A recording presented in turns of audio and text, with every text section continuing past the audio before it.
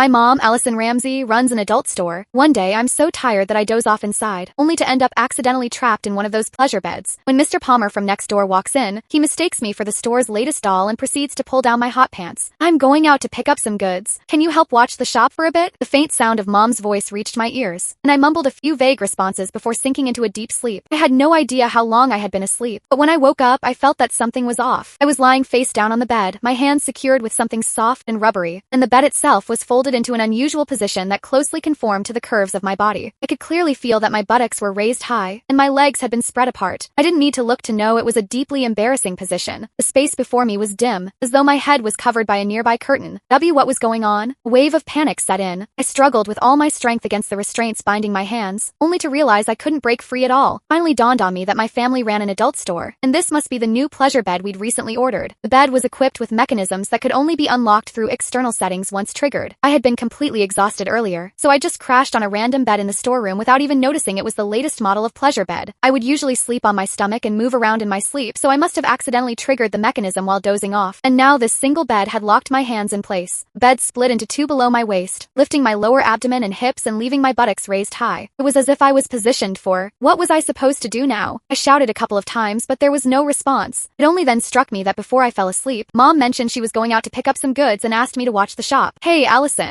Just then, I suddenly heard the voice of Mr. Palmer, a customer, coming from the doorway, and it was getting closer. Oh no, Mom did say Mr. Palmer would come by later to settle the bill. Panic surged through me. I struggled desperately, only to find that while the restraints looked soft, there was no way to break free. Where is everyone? I thought I told them I'd come by to settle the bill today. Mr. Palmer's voice drew closer and closer until it sounded just a few steps away. Frozen in this embarrassing position, I felt my face flush crimson, and in my panic, I froze completely, not daring to move a muscle. Is this a new doll that just arrived? Mr. Palmer's words sent my heart leaping into my throat. The next second, I felt a pair of warm, dry hands land on my thigh. They then slowly slid upward until they were inside my hot pants. The weather was sweltering, and when sleeping at home, I naturally dressed lightly. Thus, my hot pants were barely long enough to cover my buttocks. The texture feels pretty good. It's quite realistic and even warm, Mr. Palmer remarked as he fondled me. The bizarre sensation made me clench my teeth, too afraid to make a sound. If anyone were to discover I was being mistaken for a doll, it would be over for me. But then, to my horror, I felt those hands beginning to tug at the waistband of my hot pants. Hot pants were naturally very short, and for comfort while sleeping, I hadn't even fastened the waistband. In fact, they could practically be slipped off with just a gentle tug. I didn't expect it to feel so real. This new batch of dolls really is something else, Mr. Palmer said excitedly. He seemed to be leaning right over me from behind, and I could distinctly feel the warmth of his breath as he exhaled and spoke.